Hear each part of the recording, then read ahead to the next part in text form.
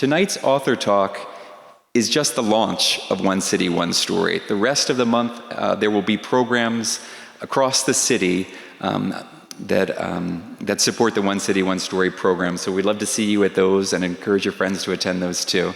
And the last thing that I'd like to point out is we do have a program survey too. We'd love your input on tonight's program. So without any further ado, it's my great honor to introduce the Honorable Mayor Tornick.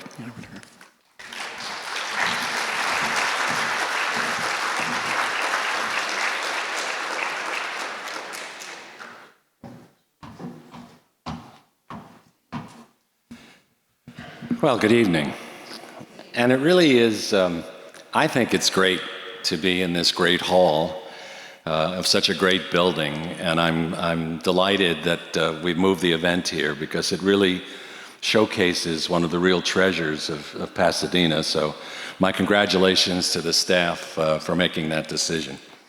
So as has been noted, this is the 18th year of this program. And it's I think it's one of the great things we do in the city of Pasadena. The program was created to promote the importance of reading by recommending a compelling book that links the community together in a common conversation. And I think that's a pretty laudable objective. And the thing that really strikes me about this, again is referenced, and why I've got this, is that it's not just a one-off event. The libraries in this city are spectacular because they do programming at all the branches, and they've got activities that are suited to the communities that surround them, and I think that's what really makes our libraries so fantastic and why we're so proud of them. And again, the programming around this conversation, what's intended to be a community conversation, some of the programming is obviously here at the main library, and a lot of it is out in the neighborhoods, and I think that's really terrific. So I would like to express my gratitude to the staff, to the library commissioners that are here, to the selection committee, which is listed in somewhere in terms of all the people that participated in doing all the hard work for selecting this. I think they all deserve a round of applause.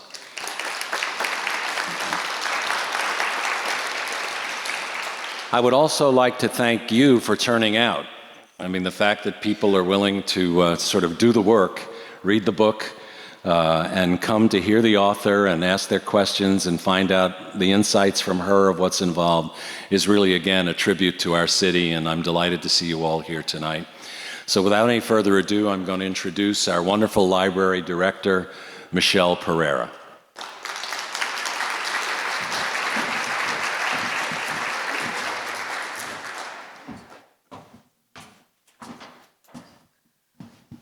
Ooh, the mayor's taller than me. Good evening, everybody. My name is Michelle Perera, and I am honored to be your Pasadena Public Library Director. And I would like to also welcome you to One City, One Story 2020. And as the mayor said, this is our 18th. That is a lot of One City, One Stories running for a long time. And we have that tireless group of people who work every year, I can see some of you in the audience, to try and select the perfect book. Or in this case, this year, the perfect books. We are obviously celebrating One City, One Story with The Secrets We Kept by Lara Prescott. And then we will continue this into the summer with our summer edition, which we did last year and was very popular. And I hope you will all join us for that too. And that's Finding Dorothy by Elizabeth Letts, which is also a great novel. And I do want to take a moment to just acknowledge all of our One City, One Story committee members. There's a long list, but I think it's worthwhile reading. These are people who spend about 5 months reading, and rereading in order to bring you this program today.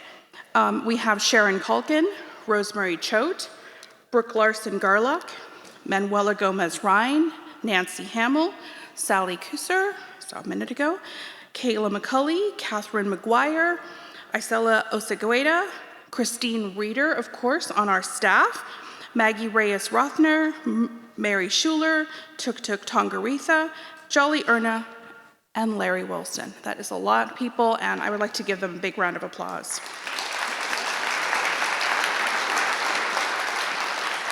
And I would also like to thank two groups for sponsoring our One City, One Story.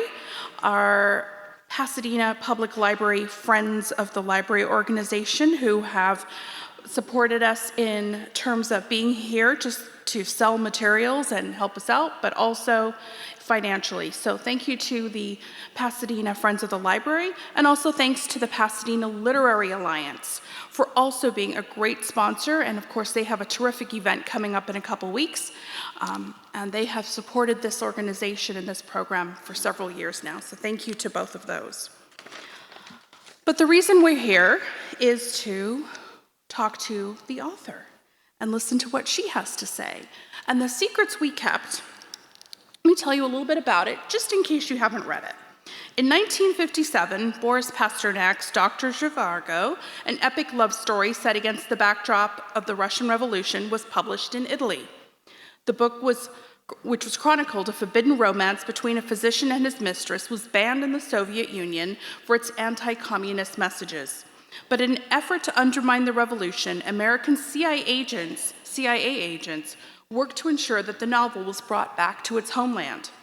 Lara Prescott's debut novel reimagines Dr. Zhivago's dangerous journey to publication and is a thrilling tale of secretaries turned spies, of love and duty, and of sacrifice at the height of the Cold War. So I look forward to listening to what Lara has to say. So a little bit about Lara, who is waiting patiently behind this curtain here. She is delightful, by the way. I've gotten to talk to her. She's just absolutely wonderful. Lara's Prescott, this is her debut novel. It's been translated into 30 languages and will be adapted for film by the Ink Factory and Mark Platt Productions. And we're going to talk a little bit about that later. She received her Master's of Fine Arts degree from Michener Center for Writers at the University of Texas. She studied political science at American University in Washington, D.C., and international development in Namibia and South Africa. Prior to writing fiction, Prescott worked as a political campaign consultant. We're going to talk about that, too. Good week for that, I think.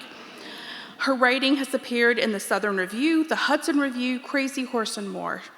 She lives in Austin, Texas, with her husband, Matt, her 3-week-old baby, James. Oh, I know. She's loving that, by the way. Her dog, Mo, and her 2 cats, Noah and Scout, which are totally adorable. So it is my pleasure to introduce our One City, One Story author, Lara Prescott.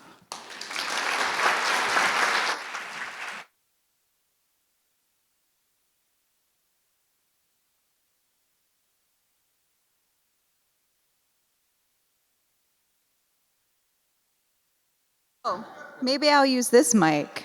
How about that? Is it good? Okay, thank you so much for the wonderful introduction. That really touches my heart, and the shout out to my new baby, James, who we adopted 3 weeks ago. And I'm getting texts from my mother-in-law and my husband, every 15 minutes. But I had the best sleep of my life last night in the hotel.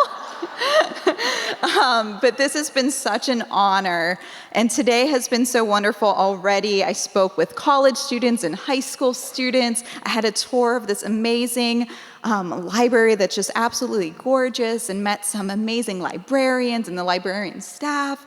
It's just been such a pleasure to be here, so thank you so much for having me. As I said, as the wonderful introduction said, The Secrets We Kept was my debut novel, and it's just really an honor to be selected for One City, One Story. I think that anytime you have a book club meet or people discussing literature, it's a time for people to get together, express their opinions, whether they agree or disagree. And it's something that really bonds a community together. So it's so heartening to see cities doing this, or even just people meeting in their living rooms to discuss books, which is one of the reasons I feel so grateful for Reese Witherspoon for picking my book for her book club, because I've had the opportunity to Skype into book clubs all over the country and see from the living room what people think of the book and the questions they have. And so it is something that's very dear to my heart to have such a reading project on a city level pick my book. But for those of you who don't know, The Secrets We Kept, it's a work of historical fiction. It's set in the 1950s. Half of it's set in Cold War DC, and the other half is set in Moscow and Perera in the East.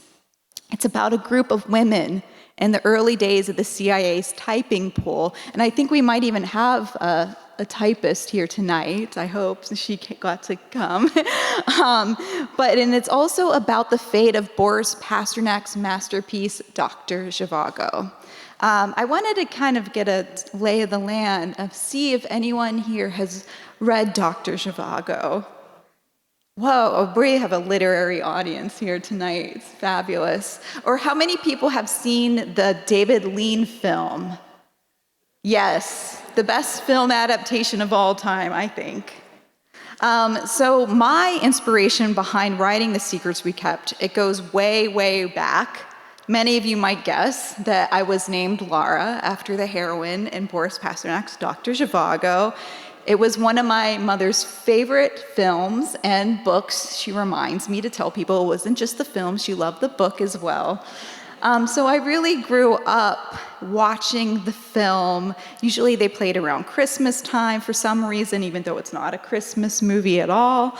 And I watched the film as a kid, and I knew I was named after Julie Christie's character in the movie. And so I was just like, wow. And Omar Sharif was just so dreamy. But it wasn't until I was in high school that I finally read Dr. Zhivago for myself. And I was a teenager, I was 15 or 16. And of course, I was more interested in the romance of Dr. Zhivago. So I was like, okay, where's the love story? Where's the love story? But it was when I found out that this book was so much more than just a romance. This is a book that speaks to war. It's a book that speaks to the aftermath of revolution, and it speaks to so many things that started to open up my mind to new ways of thinking about the world. And it became one of those books for me that was a touchstone book, the kind of book where you would read again and again throughout your life at different stages. So over the years, each time I've read Dr. Zhivago, and I've read it countless times now, I always joke it will be interesting for me to see what it's like when I read it in a few years after this and see how it's changed my opinion. But after I read it, each time I've taken away something different. And as I said, I was interested in the love story as a young girl. And when I was working in Washington, D.C. as a political campaign consultant, I was fascinated with how this book had been banned in the country where it had been written, which I hadn't known because it wasn't banned in the Western world. It was available everywhere. It was banned in the Soviet Union. And it was one of those things, since I was a speech writer and an ad writer for political campaigns, so I was really interested in how words are used to change people's hearts and minds. So I was interested in propaganda. So I started underlining, of course, I joke that my penance for being an ad writer for political campaigns is writing fiction, so because I'm used to it. I joke. But anyway, so I was interested in what made this subversive. Why was it banned? I would just start underlying all these things. And this is why it was banned, and this is why it was banned. And so I took something way different. And when I left the world of politics and I started to pursue my lifelong dream of being a writer, I really looked at the book for Pasternak's mastery of the language and Pasternak's poetic language on a sentence level. And how did he write it? How does he convey what a tree sounds like in the forest? How does he convey what it means to have your heart broken and to long for something that you'll never get?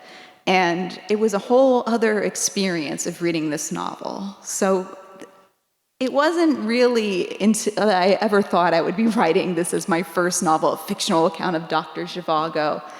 but it still resonates so much today. And I think that because the story of Yuri, Zhivago, and Lara, it's really a demonstration of the yearning for freedom is always an indestructible force, no matter what governments seek to do to repress it. And to me, Zhivago is chiefly about individuals, which goes against the collective thought. You weren't supposed to think of yourself as an individual. You were supposed to think of yourself as part of a greater whole.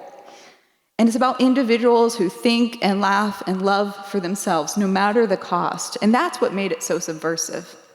It wasn't that Pasternak was railing against the revolution and saying this was bad and everything that I'm writing. It was that people had different opinions. Like all great Russian novels, there's many, many, many characters, and they all had different opinions. Some people benefited from the revolution, some people suffered from it. But it was just the fact that he had different people with different ideas that made it subversive to the Soviet state.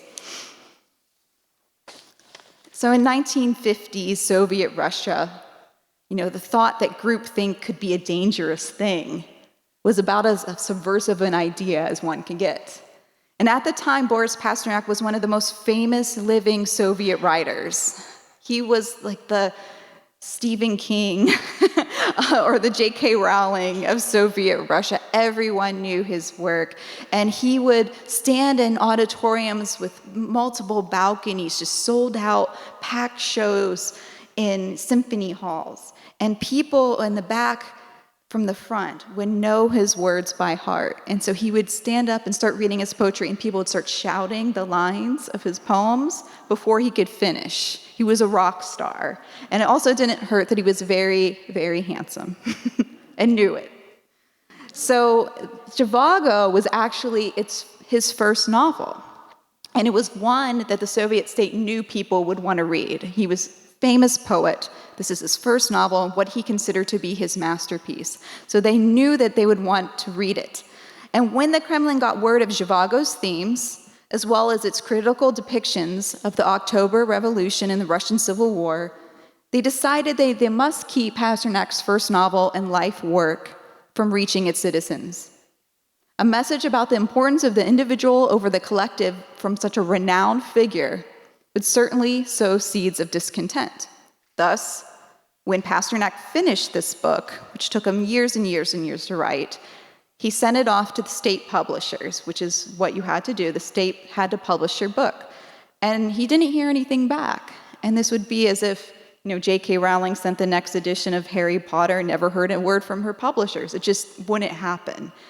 And that silence spoke multitudes, because he eventually found out that, no, this book is not going to be published in Soviet Union, and thus could not be published anywhere in the world. It would be illegal to do so. You couldn't just send it to the United States. That would be illegal. So the United States caught word of this. They caught word of this, book that was sparking controversy in the Soviet Union. And, they're fresh out of World War II. They're now in the new Cold War, and political leaders were seeking for ways to demonstrate American superiority over the East. And what better way, thought the newly formed CIA, than through art and literature. And what a concept, that the CIA isn't necessarily known for, being the great purveyors of art in the world, but at the time they were. They thought books could change the world, and this is something that really drew me to the subject matter. What does it mean that a book could be used as a weapon? How could the book change the world? And they thought Dr. Zhivago was such a book. Indeed, art and literature can be powerful tools, because they've certainly changed my own life. From an early age, my parents instilled within me a lifelong love of reading. And growing up in Western Pennsylvania, my mother would take me to the library once or twice a week, or a small town library, and I would come back with a stack of books. As a teenager, one of my first jobs was working at a bookstore. I worked at the Barnes & Noble. I worked in the cafe, and I always longed to be one of the booksellers. It was our only bookstore in town.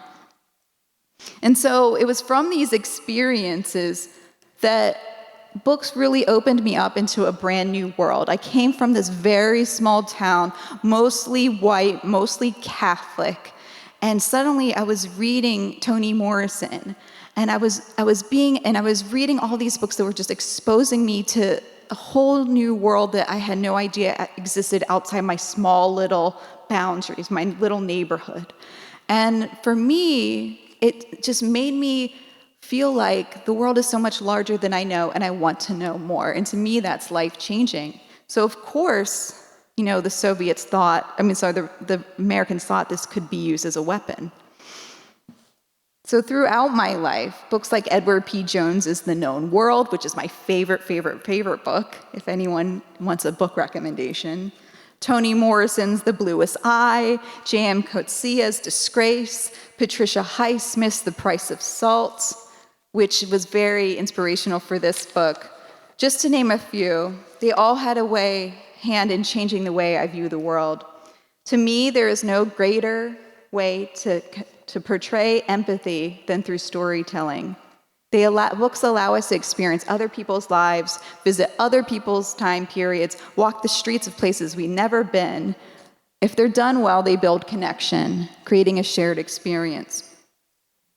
So while today, tweets, bots, fake news, Facebook posts, YouTube, whatever else they're using right now, that's what does the job to have words influence people. But 60 years ago, during the time period I write about in The Secrets We Kept, both the Soviets and Americans used books.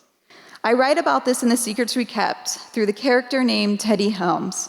He's a young, idealistic CIA officer with a background in literature. So I write, Teddy would pour us whiskeys from the bottle in his desk and wax poetic about the role he believed art and literature played in spreading democracy. How books were key to demonstrating that great art could come only from true freedom, and how he joined up with the agency to spread that message. He'd say Russians value literature as Americans valued freedom. Washington has its statues of Lincoln and Jefferson, he said, while Moscow pays tribute to Pushkin and Gogol. Teddy wanted the Soviets to understand that their own government was hindering their ability to produce the next Tolstoy or Dostoevsky, that art could only thrive in a free nation, that the West had become king of letters. This message was akin to sticking a knife between the red monster's ribs and twisting the blade. Teddy later goes on to explain that the agency's books program this way. The agency wanted to stack its ranks with intellectuals, those who believed in the long game of changing people's ideology over time, and they believed books could do it. I believed books could do it. That was my job, to designate books for exploitation and to carry out their covert decimation. It was my job to secure books that made the Soviets look bad, books they banned, books that criticized the system, books that made the United States look like a shining beacon. I wanted them to take a good hard look at a system that had allowed the state to kill off any writer, any intellectual, hell, even any meteorologist they disagreed with. Sure, Stalin was dead, his body embalmed and sealed under glass, but the memory of the purges was also preserved. Like a publisher or an editor, I was always thinking of what the next big novel would be and how to get it into as many hands as quickly as possible. The only difference was that I wanted to do it without any fingerprints. My jaunt to London wasn't just about a book, it was about the book. We'd been after Dr. Zhivago for months. We had obtained the first printing in Italian and decided it was indeed all it had been cracked up to be. It was deemed an operational imperative to get the manuscript in its native Russian, lest any of its potency be lost in translation.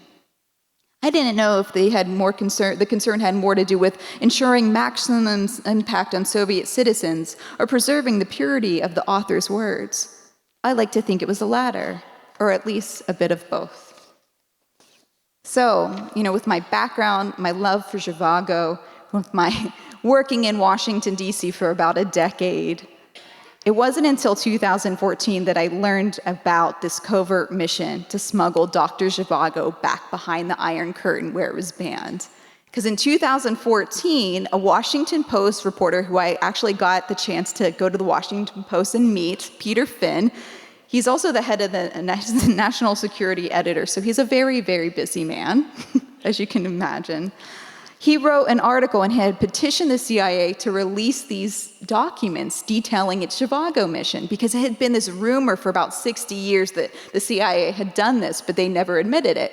So they released 99 documents about this program. And as Finn discovered, the CIA had obtained the banned manuscript of Zhivago, which was rumored to have been provided to the Americans by MI6, clandestinely printed it and smuggled it back into the USSR. As part of their research, the authors had successfully petitioned the CIA to release 99 documents detailing its mission, which was codenamed AE Dinosaur, which is such an interesting name. People ask me, what does that mean? I was like, it doesn't mean anything. AE designated that it was in the Soviet Russia division, and Dinosaur was just, a made-up code name.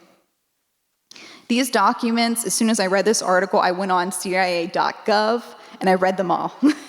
And anyone can go on CIA.gov and read them. And so there's about 99 of them, and they were fascinating to read. And just the almost stranger than fiction tactics that the CIA used to get this book into Soviet citizens' hands. I mean, they used the World's Fair in Brussels as a staging ground within the Vatican pavilion, dressed as priests and nuns. This actually happened. I didn't make that part up. This is true. And to give the book to Soviet visitors that were visiting the fair. And hopefully they would take a few back into their country, where it would enter the black market of people copying the book and giving it to their friends and selling it on the black market. And that's what happened. So the book entered, which was already available in the West thanks to Feltrinelli and the Italians, it entered back behind the Iron Curtain. And I write about these early Zhivago memos, which first inspired this novel, in The Secrets We Kept This Way. They had their satellites, but we had their books. And so just, this was right during the time that Sputnik was shot into space. Back then, we believed books could be weapons, that literature could change the course of history. The agency knew it would take time to change the hearts and minds of men, but they were in it for the long game. Since its OSS roots, the agency had doubled down on soft propaganda warfare, using art, music, and literature to advance its objectives. The goal, to emphasize how the Soviet system did not allow for free thought, how the Red State hindered, censored, and persecuted even its finest artists. The tactic, to get cultural materials into the hands of Soviet citizens by any means.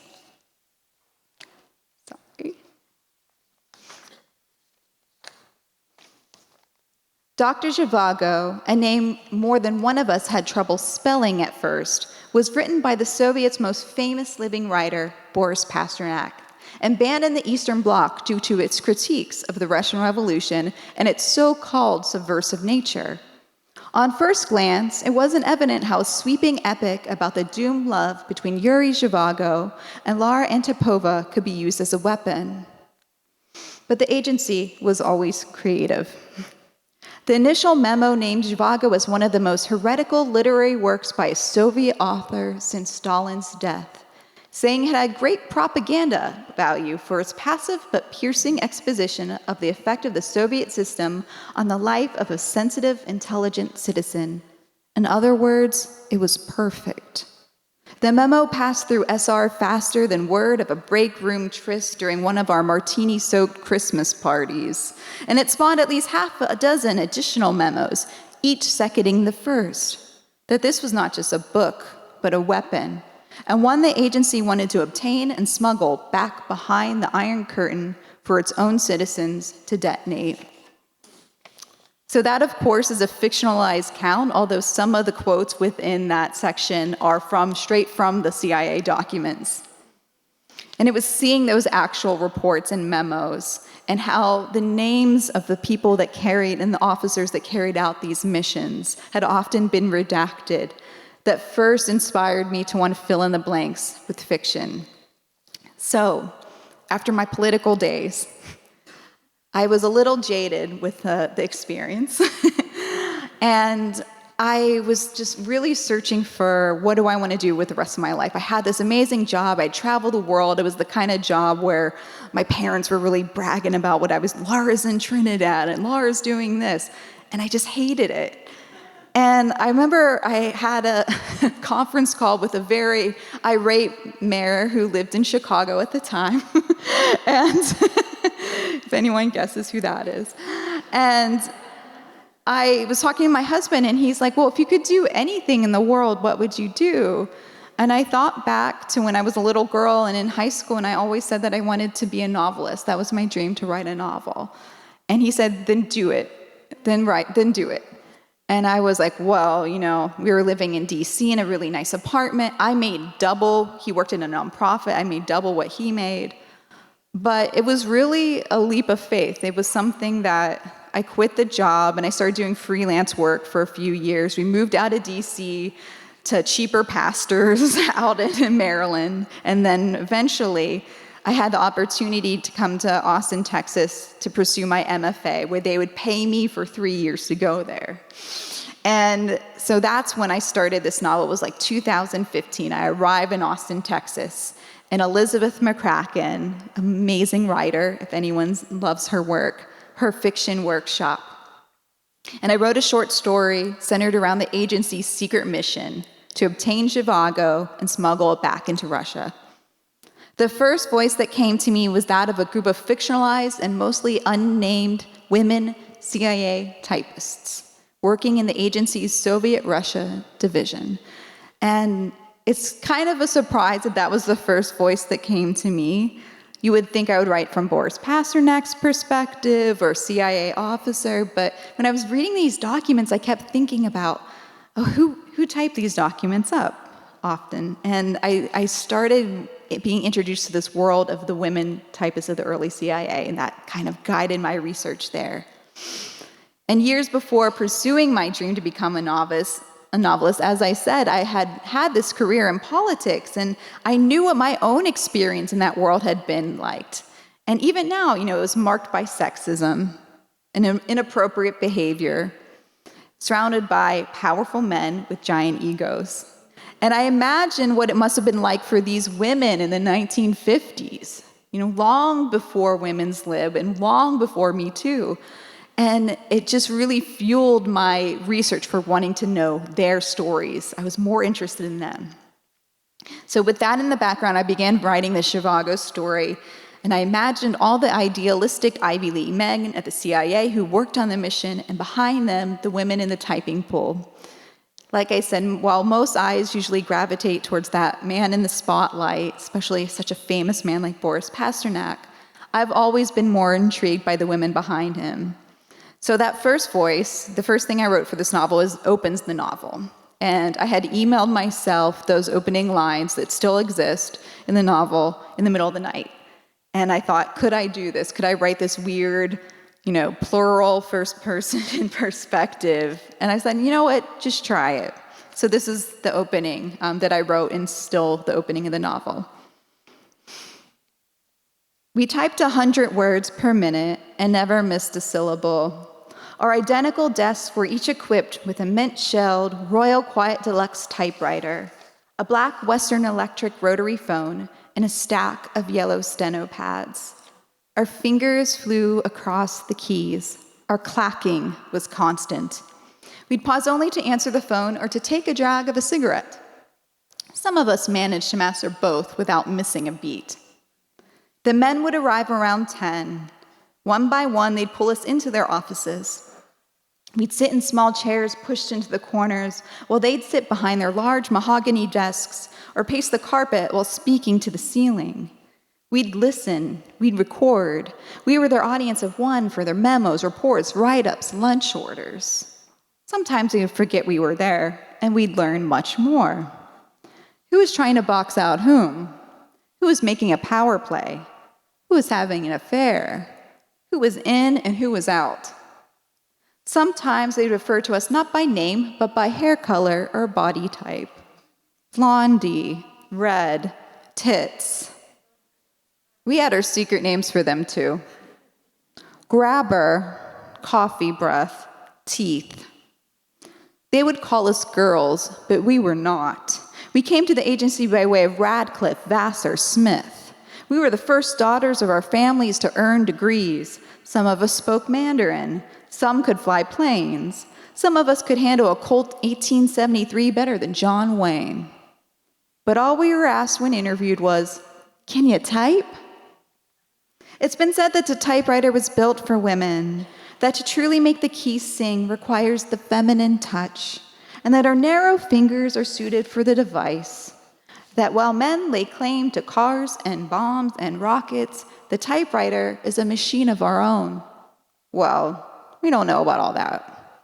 But what we will say is that as we typed, our fingers became extensions of our brains, with no delay between the words coming out of their mouths, words they told us not to remember, and our keys slapping ink onto paper. And when you think about it like that, about the mechanics of it all, it's almost poetic. Almost. But did we aspire to tension headaches and sore wrists and bad posture? Is that what we dreamed of in high school when studying twice as hard as the boys? Was clerical work what we had in mind when opening the fat manila envelopes containing our college acceptance letters? Or where we thought we'd be headed as we sat in those white wooden chairs on the 50-yard line, capped and gowned, receiving the rolled parchments that promised we were qualified to do so much more? Most of us view the job in the typing pool as temporary. We wouldn't admit it aloud, not even to each other. But many of us believed it would be a first rung towards achieving what the men got right out of college: positions as officers, our own offices with lamps that gave off a flattering light, plush rugs, wooden desks, our own typists taking down our dictation. We thought of it as a beginning, not an end, despite what we've been told all our lives. We remember the sore wrists and the sore fingers and the aching wrists and the endless memos and reports and dictations. We typed so much, some of us even dreamed of typing. Even years later, men we shared our bed with would remark that our fingers would sometimes twitch in our sleep. We remembered looking at the clock every 5 minutes on Friday afternoons. We remember the paper cuts, the scratchy toilet paper, the way the lobby's hardwood floors smelled of Murphy oil soap on Monday mornings, and how our heels would skid across them for days after they were waxed. We remember the one strip of windows lining the far end of SR, how they were too high to see out of, how all we could see anyway was the gray State Department building across the street, which looked exactly like our great building. We'd speculate about their typing pool. What did they look like? What were their lives like? Did they ever look out their windows at our great building and wonder about us? At the time, those days felt so long and specific, but thinking back, they all blend. We can't tell you whether the Christmas party when Walter Anderson spilled red wine all over the front of his shirt and passed out at reception with a note pinned to his lapel that read, "Do not resuscitate," happened in 51 or 55. Nor do we remember if Holly Falcon was fired because she let a visiting officer take nude photos of her in the second-floor conference room, or if she was promoted because of those very photos and fired shortly after for some other reason. But there are other things we do remember. If you were to come into headquarters and see a woman in a smart green tweed suit following a man into his office, or a woman wearing red heels and a matching Angora sweater at reception, you might have assumed these women were typists or secretaries, and you would have been right. But you would have also been wrong. Secretary, a person entrusted with a secret, from the Latin secretus, secretum. We all typed, but some of us did more. We spoke no word of the work we did after we covered our typewriters each day. Unlike some of the men, we could keep our secrets. So that was the first voice I hit upon during this short story. Oh, thank you. And it's a story that over the course of 3 years, I expanded into the novel. 4 years, that expanded into The Secrets We Kept, with those typists serving as almost a Greek chorus that narrated what's going on during the course of the book. But as I dove deeper into my writing, I realized I was missing half the story. I was focusing on the women of the West, but soon I was drawn to a woman in the East. And I subscribed to the thought, read 100 books and write one, which was told to me numerous times by various writing teachers. So I certainly pored over every book I could get my hands on. Every book about Boris Pasternak, the Cold War, the early days of the CIA, Russian literature, anything. Then one day, a book caught my attention in particular. It's called A Captive of Time. And this was the autobiography of Olga Ivanskaya, who is Boris Pasternak's mistress and muse, and the inspiration behind Lara, my namesake. So Ivanskaya also played a pivotal role in Boris Pasternak's writing process and into helping bring Zhivago to the world. In fact, she was sentenced not once, but twice to hard labor in the Gulag for her involvement with him and to punish him. And yet she stood strong. So here's what I write about when Olga comes into the novel. And this is when she's being taken away by state security and questioned at Lubyanka, which was like an interrogation building before people were either sentenced to death or sentenced to hard labor, or one after the next. And what they really wanted to do, so Boris had certain protections from him because he was such a famous author. And not only that, Stalin liked his poetry. He was a fan of his poetry, and it was rumored that he had struck Boris from his purges list, even though Boris's friends, one after the next, was killed or sentenced to life imprisonment because of what they wrote. Boris had this lifelong guilt of being the survivor, and what did it mean that Stalin liked his poetry? So they wanted to use someone who didn't have that much importance. They thought, we'll get him where it hurts, which is pressuring the love of his life, the mistress, and see if we can get her to crack and give up Boris, or just see if we'll get him to stop writing this novel.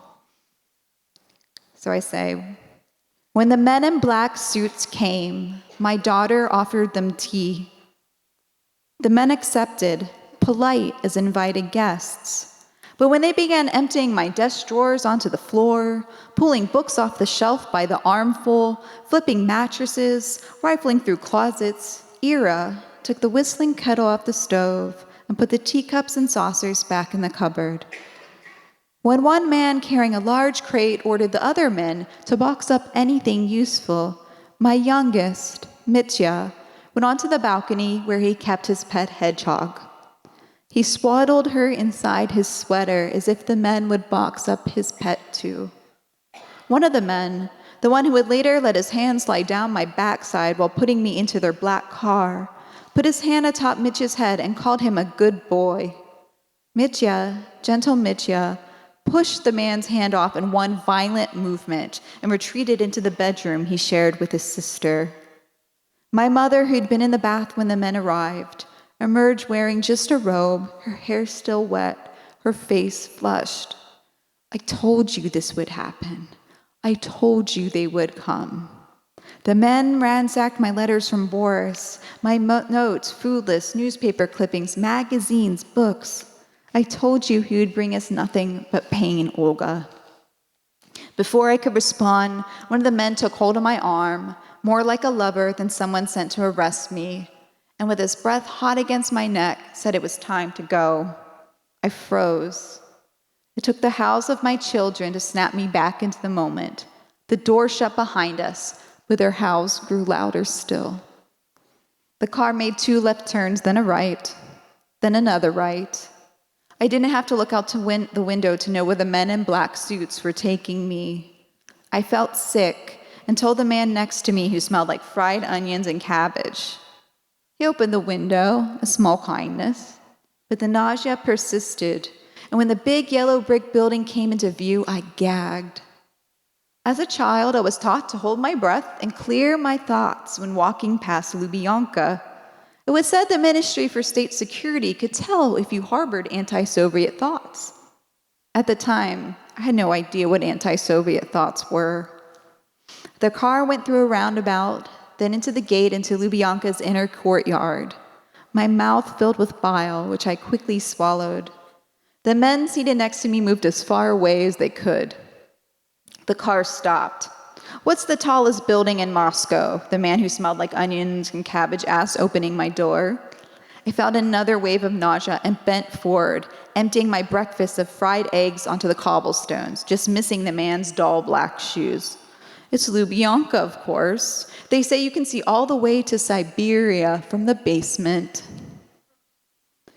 Seeing through Olga's eyes what it was like to stand by the love of her life, no matter the cost, I knew I couldn't tell this story just through the women in the West. I knew there had to be an Eastern thread to my novel. And for those of you who have read it, you know it goes back and forth between East and West. And I knew that the Eastern side had to be anchored through Olga's lens. And over the years, Olga's story and her reputation have been suppressed by those wanting to protect Pasternak's legacy. They didn't necessarily want the mistress to take such a role in his life. So above all else, I wanted to, through fiction, give her an opportunity to speak once more. I also wanted to give a voice to the long-forgotten women spies of the early days of the CIA. And these are women to whom I think monuments should be built. Hopefully they will be someday. During World War II, women had served as intelligence officers in the OSS, which is the precursor to the CIA. But after the war, those same women were stuck behind desks. And this is what I write about in my book. And the women I mention in this section were real-life women, Betty McIntosh and Virginia Hall. There was Betty. During the war, she ran black ops, striking blows at opposition morale by planting newspaper articles and dropping propaganda flyers from airplanes. We had heard she once provided dynamite to a man who blew up a resource train as it passed over a bridge somewhere in Burma. We could never be sure what was true and what wasn't. Those old OSS records had a way of disappearing. But what we did know was that at the agency, Betty sat at a desk along with the rest of us, the Ivy League men who were her peers during the war having become her bosses. We think of Virginia sitting at a similar desk, her thick yellow cardigan wrapped around her shoulders no matter the season, a pencil stuck in the bun atop her head. We think of her one fuzzy blue slipper underneath her desk. No need for the other. Her left leg amputated after a childhood hunting accident. She named the prosthetic leg Cuthbert, and if she had one too many drinks, she'd take it off and hand it to you. Virginia rarely spoke of her time in the OSS, and if you haven't heard the secondhand stories about her spy days, you think she was just another aging government gal. But we heard the stories, like the time she disguised herself as a milkmaid and led a herd of cows and 2 French resistance fighters to the border. How the Gestapo had called her one of the most dangerous of the Allied spies, Cuthbert and all. Sometimes Virginia would pass us in the hall, or we'd share an elevator with her, or we'd see her waiting for the number 16 bus at the corner of E and 21st. We'd want to stop and ask her about her days fighting the Nazis, about whether she still thought about those days while sitting at that desk, waiting for the next war, or for someone to tell her to go home. They tried to push the OSS gals out for years. They had no use for them in their new Cold War. Those same fingers that once pulled triggers had become better suited for the typewriter, it seemed. So in my novel, the characters of Sally and Irina were very much inspired by real spies like Betty and Virginia. And just as a note, if you're interested in the life of Virginia Hall, there's an amazing book that came out last year called A Woman of No Importance, a nonfiction book. So I encourage you to take a look at that. And Sally and Irina's love story was very much inspired by real events as well. So when I was writing this book, I really wanted to echo the love story of Dr. Zhivago, which is a tragic story between Yuri and Lara. And I found that when I had Sally and Irina together in a scene, there was something electric about them. And I soon quickly realized that this would be my main love story from my book. And a little-known aspect of American history is one known as the Lavender Scare, which took place within the United States beginning in the 1950s. And just as it became standard practice for the federal government to fire communists during the Red Scare, the Lavender Scare saw suspected LGBTQ individuals removed from their government positions, no questions asked. And thousands thousands of people lost their jobs, with many even taking their own lives after being publicly outed in newspapers. They would sometimes print the names of the people that were fired. And this would be just, hundreds of people gone in a day, especially the CIA and the State Department, because they thought, oh, these people have a secret, and so they'll be pressured to unveil our secrets, and that's why they need to be gone. In The Secrets We Kept, this is conveyed mostly through Sally, who is living through the Lavender Scare. And she says, I'd had friends who were picked up during their late-night walks in Lafayette Square, locked up, their names printed in the newspaper. I had friends who were fired from their government jobs, their reputations destroyed, disowned by their families. I had friends who convinced themselves the only way out was to step off a chair, a noose wrapped around their neck. The Red Scare had dwindled, but a new one had taken its place. So at the same time that the United States was working to show Soviet citizens that their government was censoring and persecuting them, they were persecuting their own employees within its own ranks. And in fact, this practice of the US government didn't end officially until Clinton signed it into law in the 1990s, but as we know, this practice still continues. The Secrets We Kept is so heavily based on these past, both the East and the West, in my historical research. But it wasn't just the memos and books that I used to write this novel. So in addition to those traditional research methods and interviewing experts and people who lived through it, I also had the chance to travel to Moscow and to DC, back to DC where I lived for about 10 years, London and Paris. So it's one thing to write about the history, but it's another to explore the same Moscow streets, walk the village paths, see where Olga and Boris met 60 years ago. And it was truly a magical experience when I got off the train in Perera, which is about a 25-minute train ride from Moscow. And it's still the same country village as it was, although now there's some oligarchs building little McMansion summer homes there, which is very strange. But I took the same route that Pasternak had walked from the train station through the churchyard, down past the creek and up the hill to his dacha on the hill. And I had that chance to visit his gravesite and his modest tombstone, which was such an experience I'll never forget. And it's a funny experience because I was with my husband. We were speaking broken Russian on our way out there. And we start walking up the hill, and there's a attendee to the cemetery, and he has a cigarette hanging out of his mouth, and he has a shovel. He wasn't digging a grave, but he was digging something. And he sees us coming from, we were wearing like our puffy coats and our big boots, and he just is like, he knew these Americans were coming up the hill. We didn't have to say anything. And he just looks at us with the cigarette and he goes, Pasternak. And he just starts walking into the woods, because this is not some tourist attraction. This is a village cemetery. So he starts walking into the woods, like through the snow, and we just I was like, do we follow this dude? And yeah, we did. And he's just telling us all, in Russian, talking about this grave, and then we finally get to Boris's grave, which is just in this beautiful grove of trees. So it definitely inspired, seeing these locations is something that really is imprinted in my heart, of what the trees were like and what the birds sounded like and what the snow felt like. And my 2 pages stuck together. And I also procured, I know there was some footage of some of the articles that I procured while doing my research. eBay was definitely my friend, and I had my own CIA edition of Dr. Zhivago, which is this like little miniature edition that you could fit in your pocket, and brochures from the World's Fair in Brussels, and a first edition Italian that's probably my prized possession.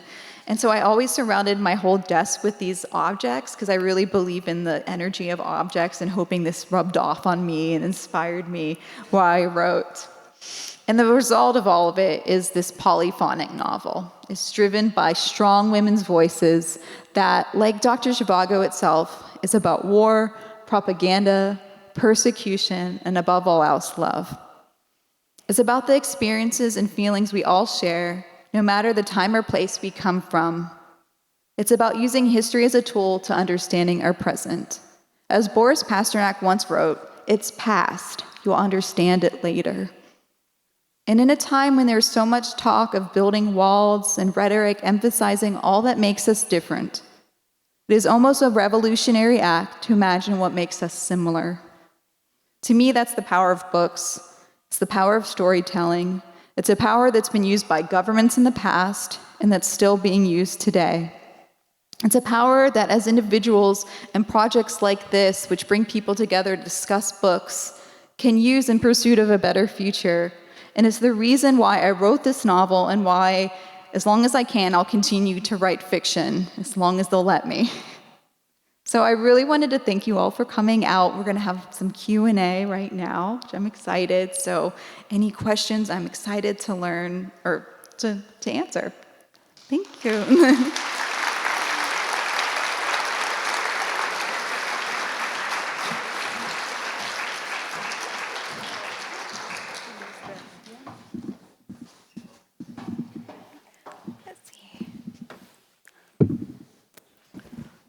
Hello, everyone.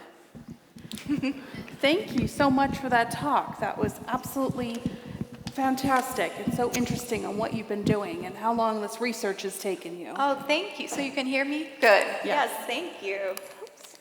Earlier today, we were looking at some of the photos that Lara brought along, and it really just, listening to your talk and looking at the pictures really brought it to life for me, especially seeing the picture of the gravesite. Yes, and it's just this very simple white slab, it's interesting because anyone that's been to Russia, you see a lot of these giant monuments, and some of the greats have absolutely fantastic graves that are, visitors from all over the world come to see. But this one is just in the woods, and, people had left little tokens, little flowers and books on his gravesite, and glasses of vodka, actually, little shots of vodka, which he appreciated, I'm sure. So I wanted to ask a question because this is Women's History Month, and Sunday, May 8th, is Women's History Day, so I think we should talk about the women in this novel.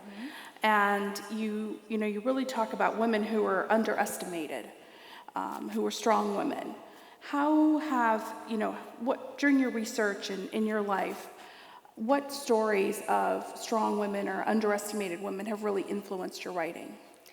I think that I continue to be influenced by this topic, even today, watching Elizabeth Warren concede her presidency, and seeing how women are so often underestimated or undervalued, even though we've come such a long way. But being exposed to some of the real stories of these women in 1950s Washington, D.C., who were so highly educated, but you had a few roles that you could fill, and that was it. And you had to be content with that. And even then, it was strange. You're pursuing this career. Why aren't you getting married? Why aren't you having a baby, at age 22? And so the more I read about these women, the more fascinated I became with cloaking this history that had been denied to me, growing up. I didn't learn about these women in high school. And I think people need to learn that. And it seems like there is this resurgence of these hidden figures that is being written about in movies, and I'm very elated to see that, but there's still a long way to go. And this is a really good connection to us. 2 years ago, our book was Rise of the Rocket Girls, and which really talked about the hidden figures at JPL. So there was a really good connection to this book, I felt, of another group of women who were really underestimated and perhaps overlooked in the history books. Yes. Your book is categorized as historical fiction. Can you talk a little bit about where historic ends and fiction begins, especially when it comes to the female characters? Yes, so I don't know if I think that's the category I get put in, but I don't know if, die-hard historical fiction people would say this is exactly historical fiction, because I do have characters that I invented. In the West, I have, characters like Irina and Sally, who are kind of the main characters of the Western story. Those are fictional characters, but they're so inspired by women's stories that I read about, Betty McIntosh and Virginia Hall, and other women who and even Julia Child, who was in the mix, for those of you who know, she was right there alongside Betty in World War II. And learning about these women and seeing the roles they could fill and reading these reports that the CIA has put out about what women could do during this time, they really inspired a fictional character. But in the East, those characters are real. Boris Pasternak's real, Olga, Sergio D'Angelo, the Italian who helps bring the manuscript out of Soviet Russia. And those people were real. So that is when I really looked for primary resources of their own accounts. You know, Olga has her own autobiography of her account. Boris has countless letters. Also, Sergio D'Angelo self-published a book about his experience. So if I could use direct quotes of what happened, I would, work that into fiction. But really, my goal was to capture the essence of these characters, or these people, and think about having fun with what happened that's not recorded. What did Olga and Boris say to each other behind closed doors? And that's where the fiction really comes alive. It's imagining those conversations. Is there one character in your book that you most identify with? Yes, I think I always think I want to be a Sally character. She's this, glamorous, strong. But, and maybe that was just because she was the most fun to write. I really had an interest in thinking about this woman who's made a career out of using her beauty as a form of power. And what happens, as someone ages and she feels like she's losing that power, but finding it in a different way and finding that she's more powerful than ever. So her evolution was fascinating to write. But if I'm being honest, I'm definitely more of an arena type, especially when I first came to Washington, D.C. and worked there in my early 20s. And I was really, just trying to find my voice, and I was shy. I wouldn't speak up as much. I definitely got to the meetings early and walked around the block in my, Ann Taylor loft pantsuit that was too hot. But through my experiences there, I started to find my voice. I started to become stronger and more confident in myself. And that's, I think, also Arena's progression. She starts off as almost a meek character, but that she ends the book, ready to take on the world. So I think Arena is someone I definitely identify with. So do you feel like your time in Washington, D.C., in the political arena really influenced the work you're doing now? I think so. And do you see it influencing your next book? And I think it will always influence. I'm always interested in politics. I'm always interested in history. Like I said, I'm interested in how the historic events influence the present day. And just interested in power. Something I found fascinating about my time in DC is so many of these men flocked to DC, and they could have made a lot more money in other jobs. And it's not that money wasn't a part of it, but it was more about being close to power. And they didn't even want to be in office. They just wanted to be whispering in the president's ear. And that is fascinating to me, of who these people are. And I never really aspired that. I was really more fueled towards my love of certain candidates, and that's what really kept me going. But there's definitely a whole group of other people, and the dynamics between men and women that still exist. And I was flown across the country to meet with a woman candidate, and I asked, what am I supposed to say during our presentation? We were pitching her. And they were like, oh, no, we'll take it. But they really just wanted me in the room because this woman, the candidate, was a feminist. They wanted to balance out more women. And so that stuff happens. And it's just it's a fascinating world. I'm sure I keep digging into that world. Well, you did. Obviously, you dug into this world quite a bit, and you did a lot of research for this novel. Was there any particular fact that you discovered that you really felt like, oh, this is it? I think the inciting act that a book could be used as a weapon, an effective weapon, is interesting. But really, when I read about the World's Fair and the Chapel of Silence, which is what they called the area that they would escort the Soviets into and kind of feel them out if they would be good carriers of the book, and that they were dressed up as priests. And I think William F. Buckley at the time, this was always a rumor that the CIA had done this, and he wrote in an article that he's like, oh, the CIA really outdid themselves with this one, and with this creative tactic. But they still denied it for years and years. So I just thought that was something you see out of a movie that you think is almost stranger than fiction, but it happened. So this is a question that came from the audience, and several of these have. Do you think Olga was Pasternak's inspiration for Lara? So originally when Pasternak first started writing Zhivago, because it took him many years to write, Zenaida, his wife, was the first inspiration for Lara. And especially Lara's backstory with her relationship with the older man who kind of uses her and is this reoccurring part of her life. That's something that Zenaida actually herself had been through. And so that was inspiration for Lara. But as soon as he met Olga, I think that character started to evolve and change, and he definitely considered her the muse for Lara. So we have in this, and you talked a little bit about it earlier, we have the relationship between Irina and Sally. Could you, is there a parallel that you drew between that and Dr. Zhivago? Yes. So when I first started researching this, I knew that Boris's own relationship with Olga was an inspiration for his book, Dr. Zhivago.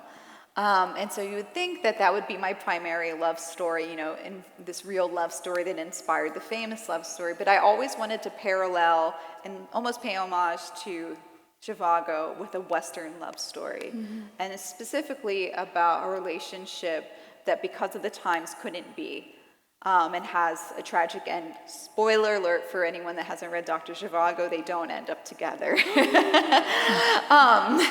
But that was something, and I never really knew what form that would take. I didn't start off thinking this is exactly what I'm going to do. It was more an exploration of the characters that led me to believe that this was actually the love story. Then I started uncovering so much research about the Lavender Scare and what would it be like during that time to have this relationship, the impossibility of it. And many people don't know about this taking place, and also that this was almost the seat of activism was in Washington, D.C. This is before Stonewall. It's a fascinating time, and it started because of all of these federal employees just being fired. In this book, you write in several tenses. Yeah. Can you speak to how that came to be? So certain tenses I used, like the voice of the typist was like this Greek chorus of people that are narrating the book, and you keep coming back to them, and that was the first voice that came to me. And then I have some first person, Sally and Irina, and then Boris Pasternak's in third person. I think it just depended on the character and the story.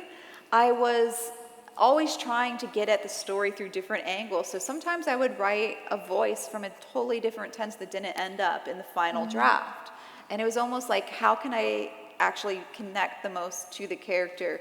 And for Boris, I kept having the troubles. I always kind of was looking down on him when I was thinking about him as he's sitting at his desk writing. I had to hover a bit for him. And I think that's why it has that more third person perspective. Whereas when I was with Sally, I wanted to see things right through her and have it happen. So it just was a matter of thinking what best fits for the story, what can tell the story to the best of my abilities, and what worked. When I read it out loud, I was like, does this voice work? What is your writing process? What kind of routine do you It's have? a mess. So my writing process, I do a lot of research up front. And so there's a period of time, which I'm in now. 100 books, one. Yeah, so I read everything I can. I start watching documentaries. I do all this work.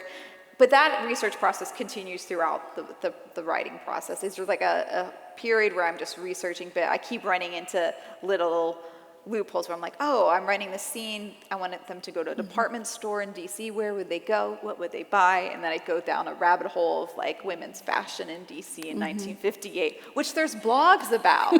You can find a blog about anything. And God bless these people because it really helped me. So research, and then I usually, when I'm in my composing stage, I write for 2 hours at a time, either at home. Now that I have an office, which is a result of my book, I have an actual office, whereas before I just had a desk pushed into the bedroom.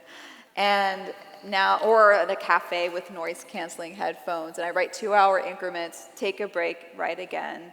And I keep going until I have a lot of words on the page, and then you can fix it later. Any writers in the audience, my advice is just keep writing. It's gonna be bad. You can make it better later. But to have words on the page is less intimidating than the blank page. So during the process of publishing this book and the editing process, what ended up on the editing room floor that you were like, oh, I wish that stayed in? At first, so it doesn't sting anymore, but there are things that ended up on the editing room floor, one of which, so I was in grad school when I wrote this novel, so I actually had writers that were mentors that read the whole thing and gave me feedback. Elizabeth McCracken was one of them. And she told me that this one thread that I had about the world of samizdat, this underground printing of how Zhivago got into the hands of Soviet citizens after it was handed off to them in the Soviet Union. And I had this whole thing, it kind of went off the rails. And she told me months and months before I sold the book that it needed to go. She's like, nah, it needs to go. And I respect everything she says, but at the time I had just written it, so I felt too precious about it. And I was like, no, I'll keep it. And then months later it sells, my editor says the same thing. And I was like, I told Elizabeth, she goes, well, obviously you should have listened to me 6 months ago. But enough time had passed that I didn't feel that close to, I thought, yes, this needs to go. I can see it in a better way. So that's another tip for writers. You know, give yourself time between drafts because you can come at it with new eyes and then you can say, oh, you're right. This didn't need to be there. But I do think maybe I'll write about that world some other time. Okay, so fun question here. One day you write a book, it gets published. The next day, Reese Witherspoon picks it up as her book club book title. What's that next day like? Oh, it was crazy. So I found out that Reese picked my book, and also I found out that this location had been a part of was in Legally Blonde. Yes. So that's pretty cool. And anyway, so Reese picks the book. My editor calls me, and I keep getting these missed calls from New York. I was at the gym, and I was like, oh my gosh, something's wrong with the book. I know it's New York because it's publishing. And my editor's like, Reese picked your book. And I was like, how did that happen? And she's like, so it's a long process. She takes it, and it just really skyrockets it immediately. She has such influence in the world of books now. She's like the new Oprah that way, that it's life-changing. It made it reach and it become an instant New York Times bestseller. And what type of books you had mentioned to me that Reese really likes to go for? Reese really is interested in women's stories. And not just, it doesn't have to be a woman writer, but most of the book club picks have been women writers. But she's interested in books that portray the women experience, which I think is so important. For so many years, women in stories was seen as like, oh, that's lesser than somehow, which is, it's completely untrue. Right. Like, this is now elevating it to literature, and she's helping be a part of that, which is so wonderful. I'm so in awe of what she's done for women. And this last question here, I know we're running short on time. Your book has been picked up for a movie or TV adaptation, or it's been optioned. When do you see that happening? What are the next steps? What will be your role? Will you be a screenwriter? So I won't be a screenwriter. The world of Hollywood is a mystery to me. I think I will see when it's on the screen, then I know it happened, but everyone asks me, is it gonna happen? And it is moving forward, as they say. It's moving forward. They're getting a director on board. They have a screenwriter already writing, and they are thinking it will be more of a television limited series kind of thing, which I'm excited about. And they have people, so it's moving ahead. I will be like the executive producer and a consultant, but I won't be writing it. I'm going to be working on my next book. Do you feel there are some actors or actresses out there that you'd like to see? Yes, I have my dream team. Like who's Irina and who's Irina's definitely like Saoirse Ronan. I think would make a great Irina because of just like I think I saw her in Little Women. I and see some head nods, so you're on the right I track. could totally see her become that person and like gain that Yeah. confidence in herself and transform. And then I was thinking of like a Michelle Williams, Nicole Kidman for Olga, someone that can do that tragedy and has that lived kind of look of like, I've seen so much in my life like Olga had. I was picking Frances McDermott. Frances McDermott would be good too. Like the cool thing about this novel for television is you could have actresses from young to old, which I think is what I would want to see in a book or a novel. And then for Sally, someone glamorous. Who did I think? Margot Robbie That's right. or Kirsten Dunst, someone that can be that 1950s glamour role. But I also like it when it's unknowns. So that's pretty cool. I don't know about Boris. Someone was telling me Daniel Craig with some makeup on, which I would be down for that. No but kidding. maybe I get to meet him. I'll be happy to accompany you I to will. the opening. Maybe I could go to the opening, but I don't know. He's a tricky one. Yeah. Well, we really thank you for your time today. It's been a real treat to have The Secrets We Kept as our One City, One Story title. I think we've all enjoyed reading it. We've all enjoyed getting to know you and listening to you today. And we wish you every success with the movie, your next, or film, or TV, your next book, and your new baby. Oh, thank you. Yeah. Thank you so Thank you much so for much. having me. This has been great.